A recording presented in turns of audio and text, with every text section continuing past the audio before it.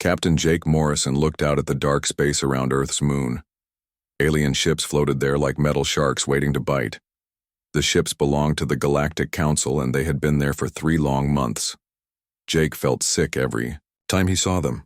The aliens said they were protecting the galaxy from dangerous humans. They said Earth was too wild and too violent to be trusted. The real truth was different. The aliens wanted humans to give up their weapons and let alien soldiers guard Earth. They wanted to control every human city and every human ship. Jake walked through the halls of Defense Station Alpha. The station orbited high above Earth and watched the alien blockade every day.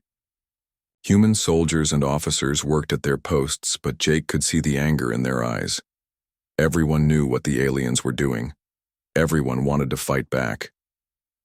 3 months ago, the aliens had stopped all trade with human colonies.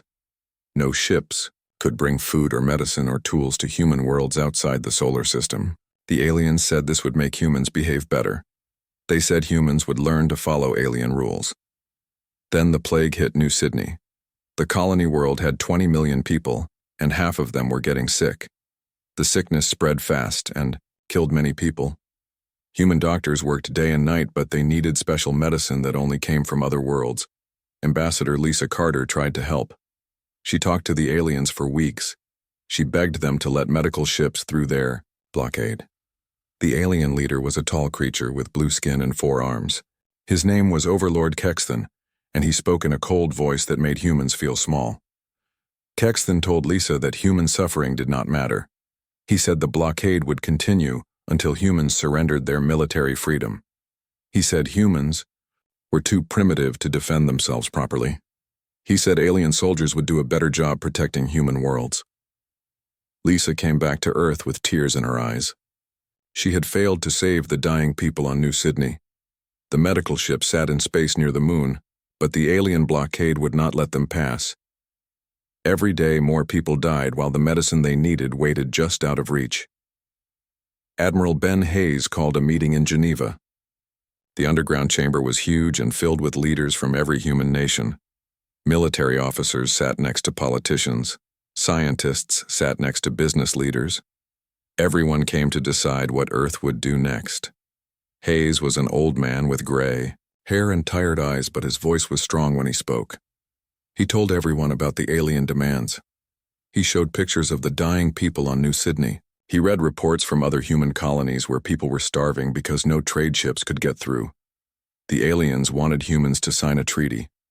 The treaty would make Earth give up all nuclear weapons. It would let alien inspectors visit any human military base at any time. It would put alien governors in charge of human colony worlds. The treaty would make humans into servants in their own space. A young officer named Captain Lisa Grant stood up to speak. She commanded a fast ship that had tried to break through the blockade 2 weeks before. The alien ships had chased her away with weapons that could cut through human shields like paper. She told everyone that fighting the aliens with current human technology would be suicide. But an old scientist named Dr. Amy Rodriguez disagreed.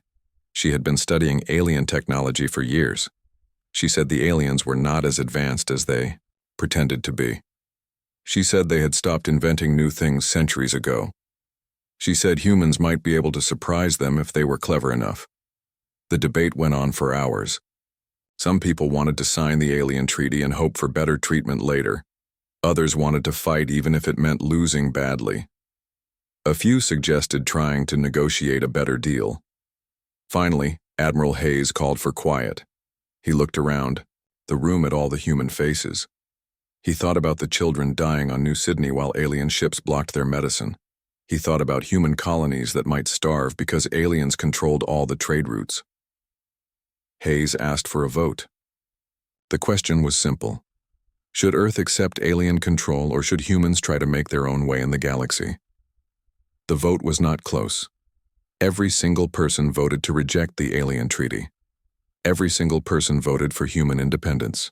They would rather face the unknown dangers of being alone than live as slaves to alien masters. Captain Morrison got the order to send a message to the alien fleet. He stood on the bridge of his station and looked at the communication screen.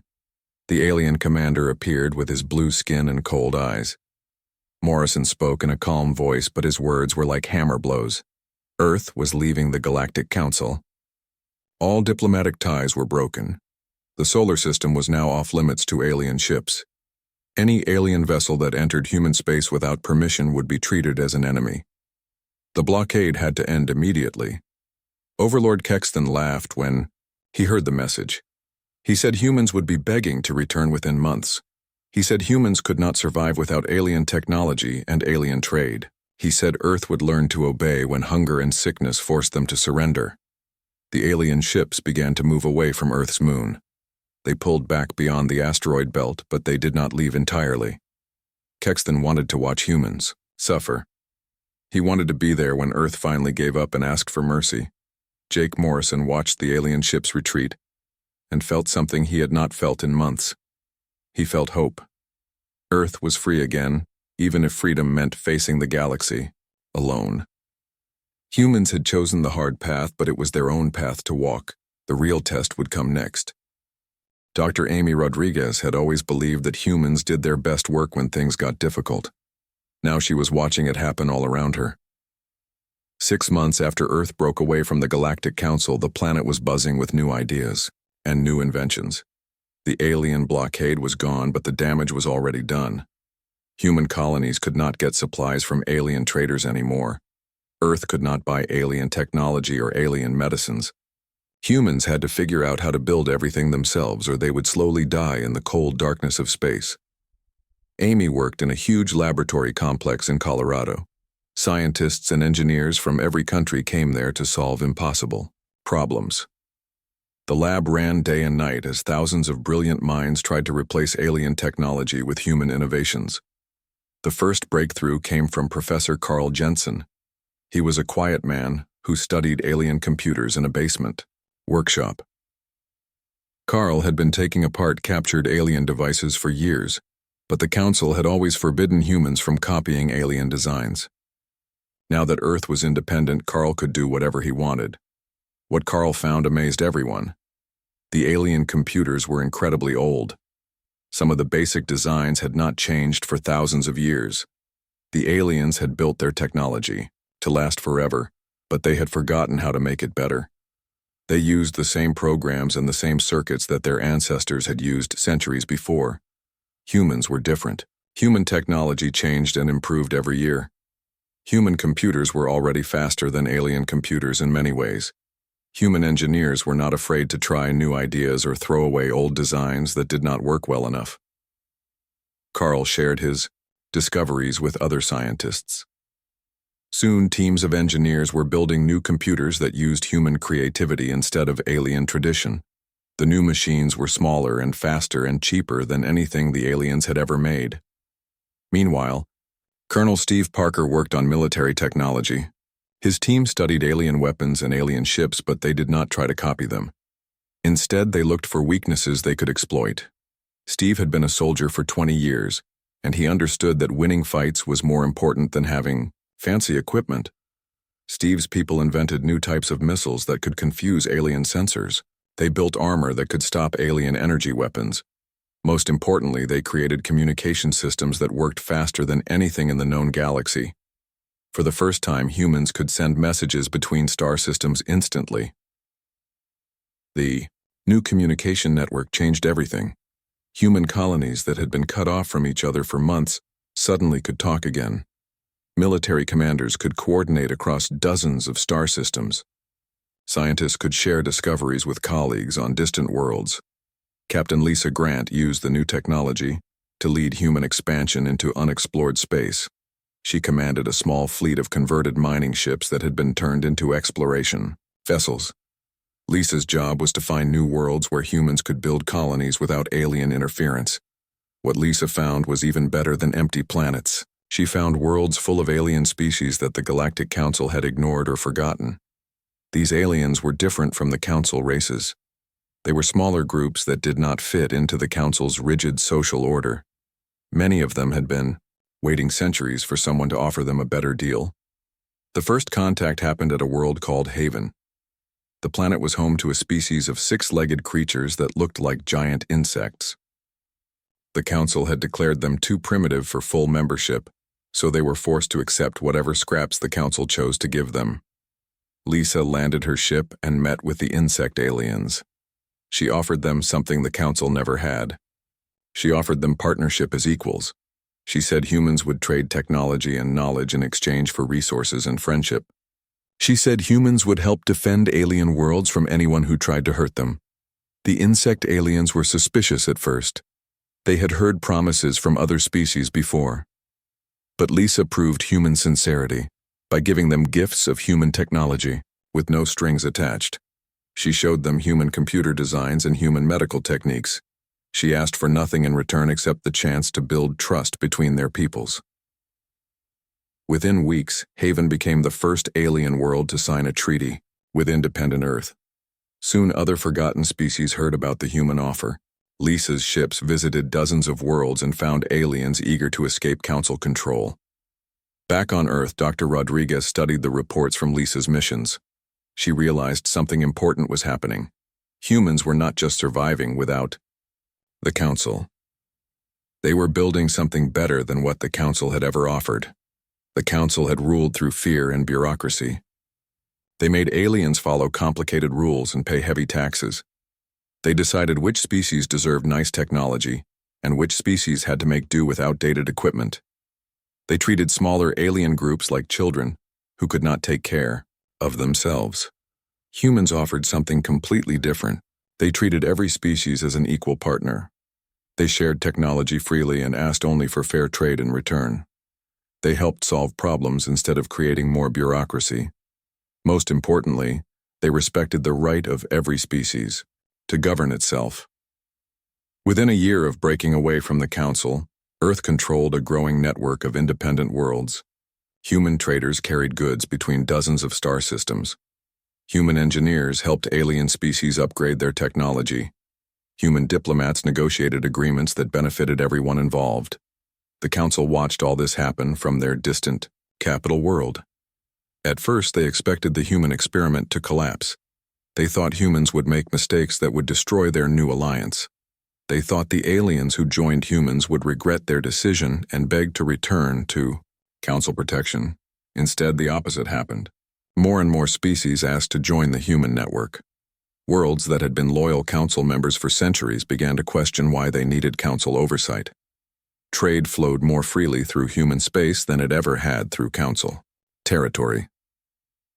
Overlord Kexton called emergency meetings with other Council leaders. They could see their 1,000-year empire starting to crack.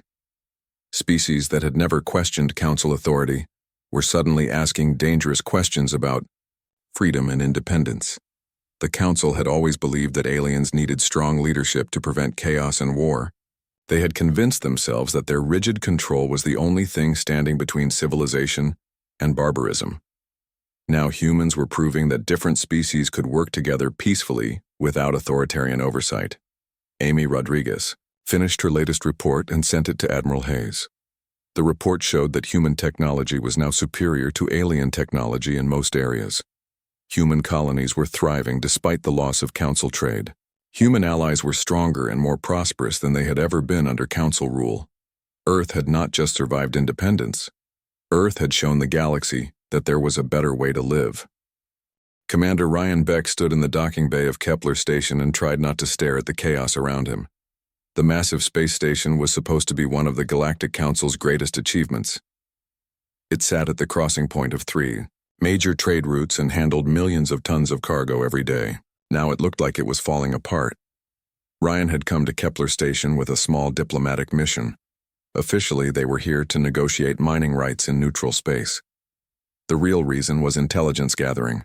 Earth's leaders wanted to know how the Council was handling the growing independence movement across the galaxy. The answer was not well. Ships waited in long lines for permission to dock. Cargo sat in storage bays for weeks, while alien bureaucrats filled out paperwork.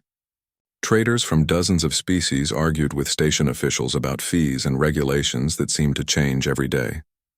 Dr. Susan Walsh walked beside Ryan through the crowded corridors. She was pretending to be a trade representative, but she was actually one of Earth's best economists. Susan's job was to study the Council's commercial systems and find ways to offer alternatives. What Susan saw amazed her. The council had created a trade network that was incredibly inefficient. Every transaction required approval from multiple alien agencies. Every shipment had to pay taxes to several different governments. Every contract needed stamps and signatures from officials who often contradicted each other. The worst part was the waiting. Ships that could cross the galaxy in days spent weeks sitting in space waiting for clearance to move cargo. Merchants who could make quick profits were forced to tie up their money in bureaucratic delays. The entire system seemed designed to slow down commerce rather than encourage it. Susan quietly began talking to frustrated traders in the station's cantinas and meeting rooms. She learned that many alien merchants were desperate for alternatives to the Council's trade network. They wanted to move goods faster and cheaper, but the Council's rules made competition illegal. Ryan met with the station commander, a tall alien with green skin and 3 eyes named Administrator Velkoth. Velkoth complained bitterly about problems he could not solve. Supply shortages were getting worse every week. Critical repairs were delayed because replacement parts had to be approved by committees on distant worlds. The station was running out of everything from food to fuel. Ryan offered to help. He said human traders could deliver supplies to Kepler Station much faster than Council merchants could. He said human engineers could provide technical assistance without requiring months of bureaucratic approval. He said all of this could happen immediately if Velkoth was willing to work with independent traders. Velkoth was interested but scared. The Council had strict rules about dealing with independent human traders. Any official who made unauthorized deals with humans could lose their job or face criminal charges. But Velkoth was also watching his station slowly collapse from shortages and delays. The breakthrough came when a Council supply convoy was attacked by pirates near the Rigel system. The convoy was carrying medical supplies that were desperately needed on several colony worlds. The attack meant those supplies would not arrive for at least another month, while the Council organized a new convoy with proper military escorts. Susan stepped forward with an alternative. She said human traders could deliver the same medical supplies within a week. They could use fast ships and flexible routes that pirates could not predict or intercept. The cost would be half of what the Council charged, and the delivery would be guaranteed. Word of the human offer spread quickly through the station. Alien merchants who had been waiting weeks for delayed shipments suddenly saw a way to save their businesses. Station officials who were struggling with shortages suddenly had access to reliable suppliers. Within days, a secret network of deals was operating throughout Kepler Station. Human traders brought in supplies that Council merchants could not deliver. Human engineers fixed problems that Council bureaucrats had been studying for months. Human negotiators arranged contracts that would have taken the Council years to approve. The effect spread beyond Kepler Station. Merchants who worked with humans told their friends and partners about the better service they received. Station. Commanders at other facilities heard about Velkoth's success and quietly reached out to human representatives. The turning point came when the Vraxian Merchant Guild openly defected from the Council trade network. The Vraxians were one of the most powerful commercial organizations in the galaxy. They controlled shipping routes that connected hundreds of worlds and employed millions of workers. Guild leader Thakmor was a practical alien who cared more about profits than politics. He had watched the Council's trade system become more expensive and less efficient every year. When human traders offered him better deals and faster service, he did not hesitate to switch sides. Thakmor's defection sent shockwaves through Council space. If the Vraxians could abandon the Council's trade network, then any species could do the same. Other merchant guilds began quietly negotiating with human representatives. Independent traders who had been afraid to challenge Council authority suddenly felt brave enough to try new approaches. Admiral Chris Morgan received reports of similar defections across the galaxy. The Council's monopoly on interstellar commerce was cracking as more and more traders discovered they could make better profits, working with humans than following Council rules. The Council tried to fight back by making new laws against unauthorized trade. They sent enforcement fleets to patrol trade routes and arrest merchants who worked with human traders. They threatened to ban any species that made deals with independent Earth. But the crackdown only made things worse. Alien species that had been loyal to the Council for centuries, began to resent heavy-handed enforcement tactics. Merchants who had followed Council rules their entire lives started asking why they needed permission to trade with whoever they wanted. Independent worlds began forming their own alliances, with Earth serving as mediator and trade facilitator. These alliances offered everything the Council provided, but with more freedom and less bureaucracy. Members could trade with anyone they wanted. They could govern themselves without interference from distant capitals. They could keep the profits from their own resources instead of paying them as taxes to Council overlords. The rigid hierarchy that had maintained galactic peace for 1,000 years was crumbling. Species that had accepted Council authority without question were suddenly demanding explanations for rules that no longer made sense. Worlds that had never challenged the status quo were declaring independence and joining human-led alliances. On the Council capital world of Nexus Prime, emergency meetings ran day and night. Overlord Kexthan and other Council leaders faced a crisis they had never imagined possible. The galactic order they had spent centuries building was falling apart, and they had no idea how to stop it. The problem was that humans were not conquering anyone or forcing anyone to join them. They were simply offering better alternatives to what the Council provided. They were proving that different species could work together without needing authoritarian oversight from a central government. Kexathan realized that the Council faced a choice. They could try to reform their system to compete with human alternatives, or they could use military force to crush the independence movement before it spread any further. The Council chose force. Orders went out to the Peace Enforcement Fleet to end the human threat through decisive military action. Kexthan was convinced that a quick victory over Earth would convince other species to abandon their dreams of independence. He was about to learn how badly he had misjudged both humans and the galaxy they were changing. Captain Dan Roberts was drinking coffee in his ship's command center when the alarm started screaming. His tactical officer shouted that massive energy signatures were appearing at the edge of the new Terra system. Dan spilled his coffee as he jumped to his feet and stared at the main display screen. 50 alien warships had just dropped out of hyperspace near the outer planets. They were Council peace enforcement vessels, the most advanced military ships in the known galaxy. Each one was 3 times larger than Dan's biggest cruiser and carried enough firepower to destroy a city. New Terra was one of humanity's most important colonies. 2 million people lived on the planet's surface, and another 500,000 worked on orbital stations and mining facilities. The colony had been thriving since joining the human independence movement, but it had very few military defenses. Dan commanded the entire New Terra defense fleet. He had 12 ships, including 6 destroyers, 4 cruisers, and 2 converted cargo vessels that had been fitted with weapons. Against 50 Council warships, his small fleet looked pathetic. But Dan had sworn an oath to protect the colony, and he intended to keep that oath even if it killed him. The Council fleet was commanded by Admiral Zarthek, a veteran officer who had spent centuries fighting pirates and rebels throughout Council space. Zarthek sent a message demanding that New Terra surrender immediately. He said any human ships that tried to fight would be destroyed without mercy. Dan sent back a simple reply. New Terra would never surrender to alien invaders. Any Council ship that entered the inner system would be treated as an enemy and engaged with all available force. He knew his words sounded brave, but he also knew his fleet was hopelessly outgunned. The battle began badly for the humans. Council warships had better shields, better weapons, and better armor than anything Earth could build.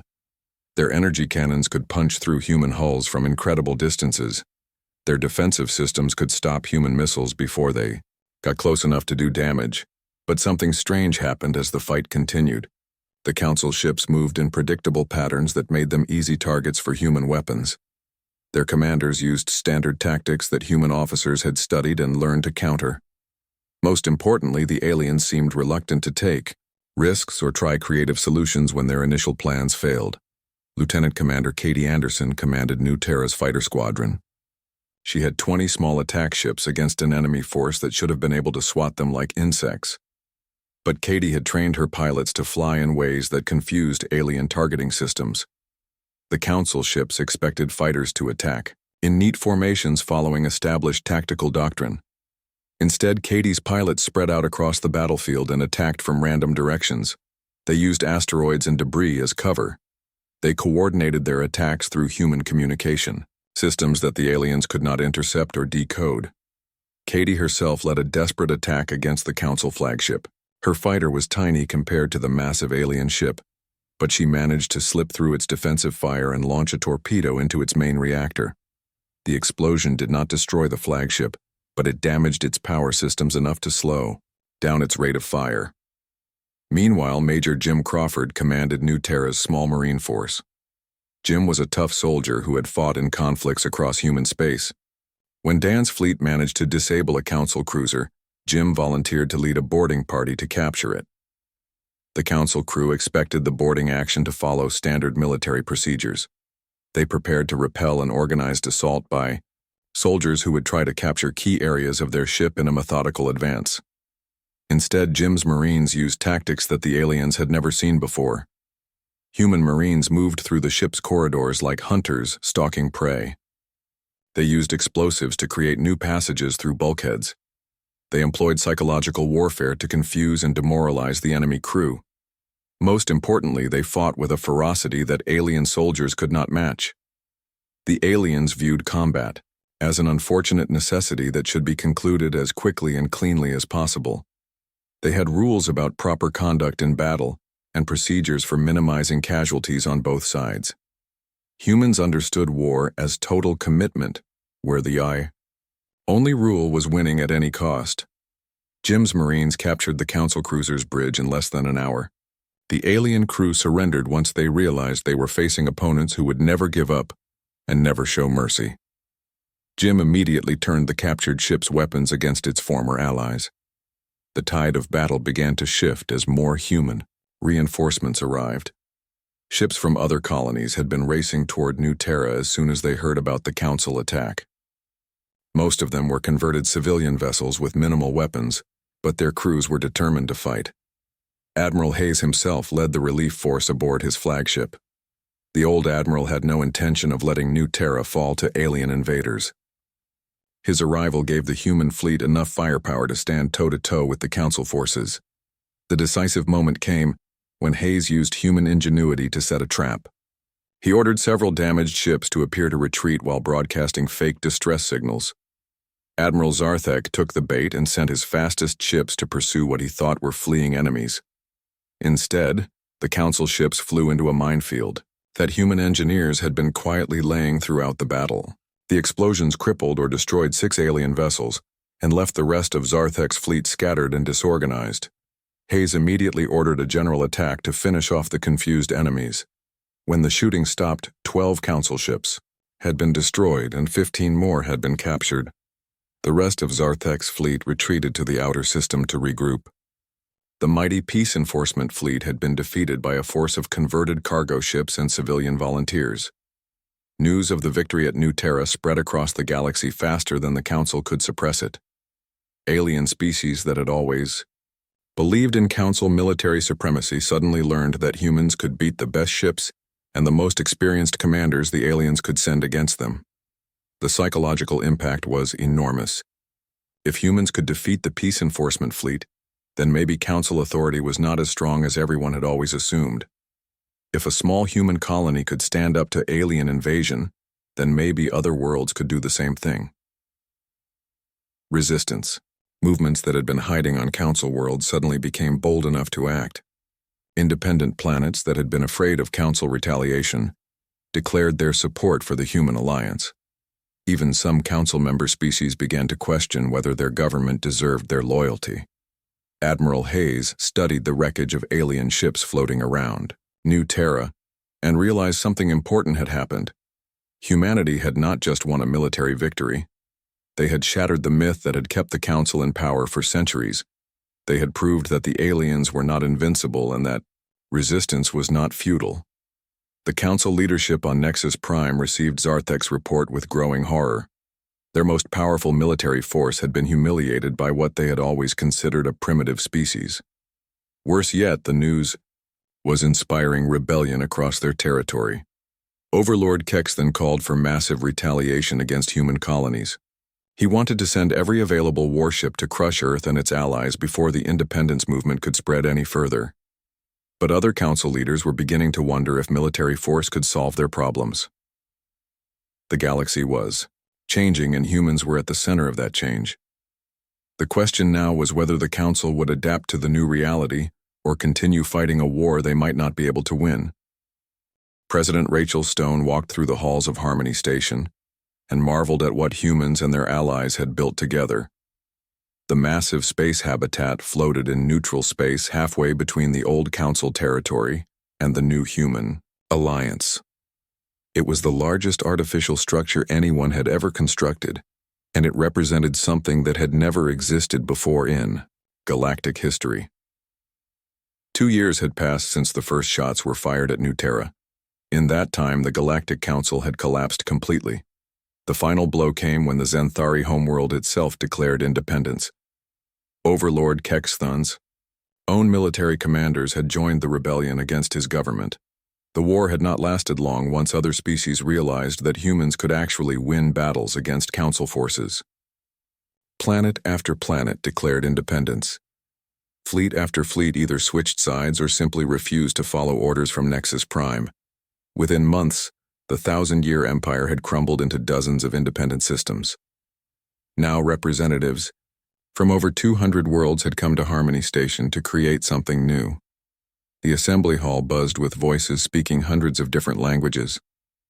Aliens who had been enemies for centuries sat next to each other and worked together to solve common problems. Captain Morrison served as Earth's first ambassador to the new Galactic Assembly. He watched former council species mingle freely with humans and other independent races. The rigid caste systems and bureaucratic hierarchies of the old order had been replaced by something unprecedented in galactic civilization. The key document was the Galactic Freedom Charter. Human legal experts like Judge Paul Martinez had worked with alien lawyers and philosophers to create a framework for interstellar cooperation that respected the independence of every world. The charter established basic rights that all species could enjoy while allowing each world to govern itself, according to its own customs and values. The charter rejected the Council's approach of centralized control. Instead, it created a loose confederation based on voluntary cooperation. Worlds could join alliances as they chose. They could leave alliances if those partnerships no longer served their interests. No single species could dominate others through military force or economic pressure. Dr. Amy Rodriguez had spent months studying the sociological implications of the transformation. Her research showed that the galaxy was not descending into chaos as the Council had predicted. Instead, the end of authoritarian control had unleashed creativity and innovation across hundreds of worlds. Trade flowed more freely than it ever had, under Council rule. Scientific knowledge spread faster through networks of voluntary cooperation than it had through centralized bureaucracies. Military conflicts actually decreased as species no longer had to fight over resources that were artificially restricted by Council regulations. The secret was something humans had always understood, but aliens were just learning. Different species could work together as equals without needing authoritarian oversight from above. Competition and cooperation could exist side by side when people were free to make their own choices about their futures. Ambassador Lisa Carter looked out at the representatives gathering for the charter signing ceremony. She remembered the frustration she had felt 2 years ago when Council bureaucrats dismissed human suffering as irrelevant. Now those same bureaucrats were asking human diplomats for advice on how to rebuild their shattered worlds. The irony was not lost on anyone. Humans had been called too primitive for galactic civilization. Now human innovations in technology, trade, and governance were being copied across the galaxy. Human concepts of individual freedom and voluntary cooperation were replacing alien traditions of rigid hierarchy and centralized control. Colonel Steve Parker monitored the security arrangements for the ceremony. His job was easier than it would have been under the old council system. The new alliance had no enemies because it threatened no one.